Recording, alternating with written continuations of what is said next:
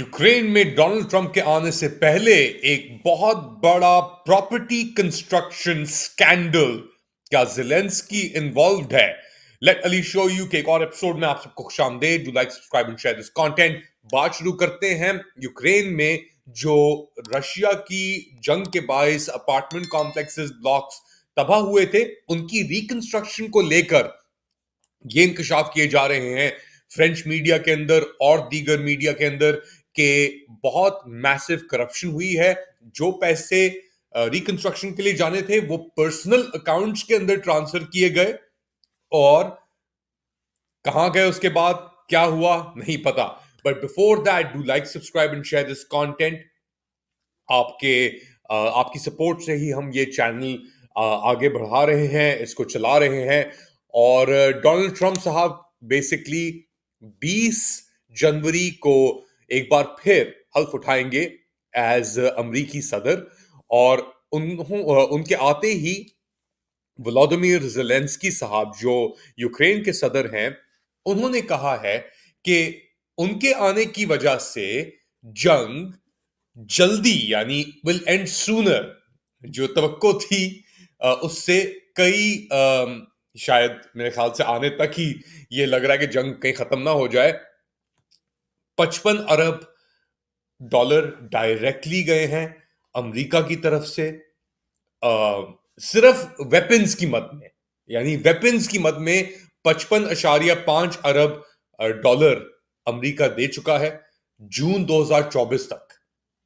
यानी फरवरी 2022 से लेकर जून 2024 तक 2.5 साल के अंदर अमेरिका ने सिर्फ 56 अरब के तो सिर्फ वेपन्स प्रोवाइड किए। उसके अंदर से याद रखें, मेजर जो इसका डिस्ट्रीब्यूशन पॉइंट है वो है साइप्रस।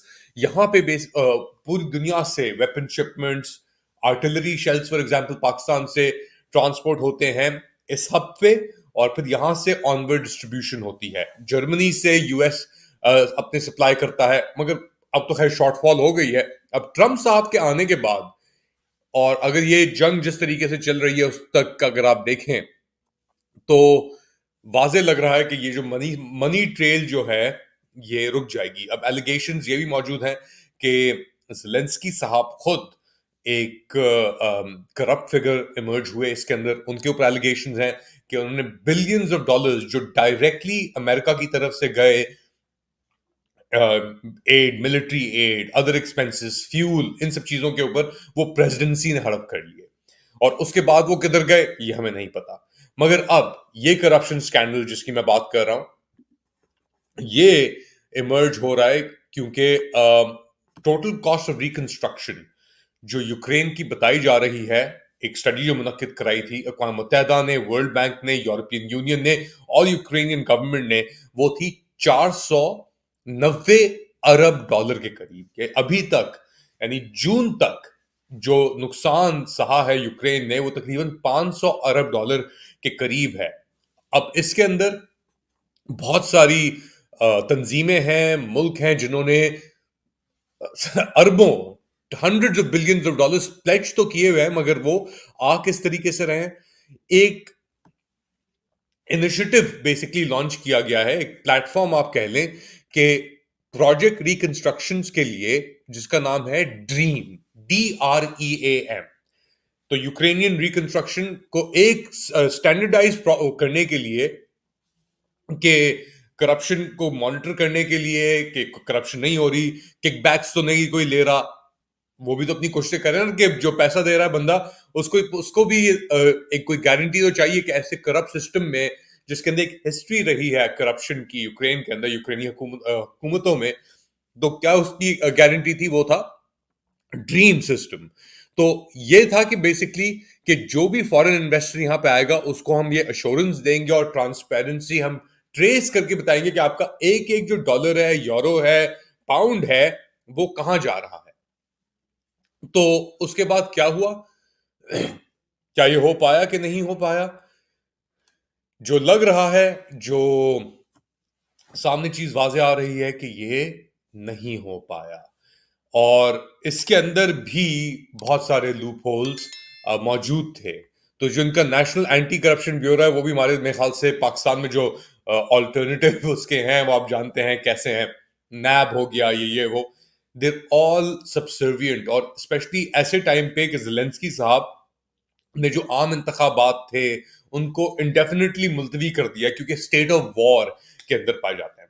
तो अब बड़ा सवाल ये आता है कि ट्रंप साहब के आने के बाद एक तो जंग रुकती है, दूसरा आपका जो पैसे हैं वो रुकते हैं, पहले पैसे रुकेंगे फिर जंग रुकेगी, तीसरा क्या इंतखाबात हो पाएंगे कि नहीं हो पाएंगे यूक्रेन के अंदर, ये एक बहुत अहम सवाल है। इतनी आसानी से मेरे ख्याल से ग्लोबल जो एस्टैब्लिशमेंट आप कह लें वो इतनी आसानी से जाने नहीं देगी, जाते जाते भी अभी भी बहुत सारी ऐसी सेंसिटिव एरियाज और जगहें हैं यूक्रेन के अंदर जो खतरनाक साबित हो सकती हैं। जैसे फॉर एग्जांपल यूरोप का सबसे बड़ा न्यूक्लियर जो प्लांट है, फैसिलिटी है, वो है जपोरिजिया के अंदर। जपोरिजिया का जो एरिया है, ये जपोरिजिया डनीप्रो रिवर के साथ आधा एरिया यूक्रेन के कब्जे में है, जो शमाली हिस्सा है डनीप्रो रिवर का। जो साउथ का एरिया है जहां पे ये न्यूक्लियर फैसिलिटी है, न्यूक्लियर पावर जनरेशन फैसिलिटी है, वो है रशियंस के हाथ में।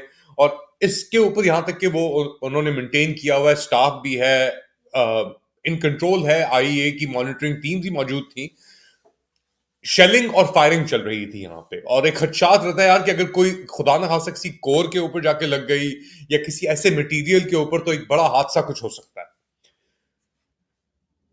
अच्छा, अब जो पुरानी कुवतें थी या एस्टैब्लिशमेंट जो थी, उसके जाने से या उसकी एग्जिट से या ऐसे वक्त के ऊपर, क्योंकि हम जानते हैं कि जो एस्टैब्लिशमेंट है उसने सैबोटाज के पहले भी इंस्टेंसेस हैं, जो नॉर्थ स्ट्रीम पाइपलाइन थी, जो रशियन पाइपलाइन जा रही थी जर्मनी, उसके सैबोटाज के अंदर फिर बाद में पता लगा कि शायद सीआईए भी इन्वॉल्व थी, यूक्रेनियंस भी इन्वॉल्व थे कुछ हद तक।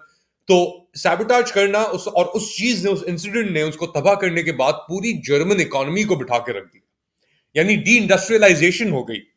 आप अगर देखें उसका क्या इंपैक्ट आएगा, hundreds of billions of dollars का उसका अपना एक इंपैक्ट है। तो अगर खुदा न खास्ता कोई सैबोटाज ऐसा करने की कोशिश करता है जपोरिजिया के अंदर, ऐसी न्यूक्लियर फैसिलिटीज के ऊपर, तो उसका बहुत बड़ा एक फॉल आउट हो सकता है। हमने देखा है यूक्रेन के अंदर पहले ऐसे सैबोटाज के तो नहीं, मगर जब न्यूक्लियर डिजास्टर हुआ था चेर्नोबिल के अंदर, उसके असरात अभी तक, यानी 84 के अंदर हुआ था ना, आप लगा लें 40 साल बाद भी आपको उसके असरात महसूस हो रहे हैं। 84 नहीं, 85, अराउंड 85, या तो ये चीजें बहुत, इनका इम्पैक्ट होता है। और ट्रंप साहब के आने के बाद रशियन पोजीशन मुस्तहकम होगी, पुतिन साहब की पोजीशन और मजबूत होगी। मगर जो पुरानी डिस्पेंसेशन है, क्या वो इस चीज को कबूल कर पाएगी या कर पा रही है, क्योंकि उसकी तो सर्वाइवल के ऊपर चीजें लगी हुई हैं। तो वो जाते जाते क्या किश्तियां जलाएंगे, क्या डॉक्यूमेंट्स बर्न होंगे, क्या क्या चीजें श्रेड होंगी, इसका तो अभी हमें पता ही नहीं है। ये तो चीजें हमें तब पता लगेंगी, ये डिस्क्लोजर्स तब आएंगे जब ट्रंप एडमिनिस्ट्रेशन खुद ही 20 जनवरी को एंटर करेगी व्हाइट हाउस, और स्टेट डिपार्टमेंट और पेंटागन, और पूछेगी हाँ भाई क्या हो रहा था यहाँ पे। क्योंकि अभी यहां ट्रांजिशन तो हो रही है, हैंड ओवर भी चल रहे हैं, मगर फुल अकाउंटेबिलिटी तब होगी जब वो खुद ही एंटर करेंगे इस सिचुएशन के अंदर और देखेंगे कि पैसा किधर गया, कौन सा पैसा किधर गया, where is the money, show me the money. Basically it comes down to that, where is the money, where did the money go. We talking about tens hundreds of billions of dollars. तो corruption उसके अंदर obviously plays out at very various levels. और क्या corruption है क्या नहीं है वो डिफाइन करता है बंदा जिसके हाथ में वो पैसा है। तो अगर आप दे रहे हैं कि यार ये यूक्रेनियन स्टडी के लिए मैं दे रहा हूं, मुझे देखना है कि इसका इम्पैक्ट क्या आया है इस चीज के ऊपर, $3 लाख इस तंजीम को या इन लोगों को या इस हुकूमत को, वो फिर कह रहे हैं हाँ हमने इस चीज के ऊपर किया, ये उसका वो था, यही हमने सेमिनार्स किए, इतना हमने उसके ऊपर वो खर्च किया अकोमोडेशन पे, ये हमारे मटेरियल्स थे, हमें फोन भी लेने पड़े, you know whatever whatever whatever. तो एक उसकी ट्रेल होनी चाहिए ना, there is always like a money trail. Now what kind of money trail will the Trump guys or the administration find? don't know. Ukraine will be a big, huge, I'm sure there'll be massive disclosures. इसी तरीके से और जगहों पे भी जो पैसे जा रहे थे, आप क्या समझते हैं किधर जा रहे हैं पैसे और अब कहां जाएंगे और क्या आपको देखने को मिलेगा? कमेंट करते रहें, ऑफ कोर्स हमेशा की तरह। अपना ख्याल रखिएगा। Do like, subscribe and share this content. अगली बार तक अल्लाह हाफिज।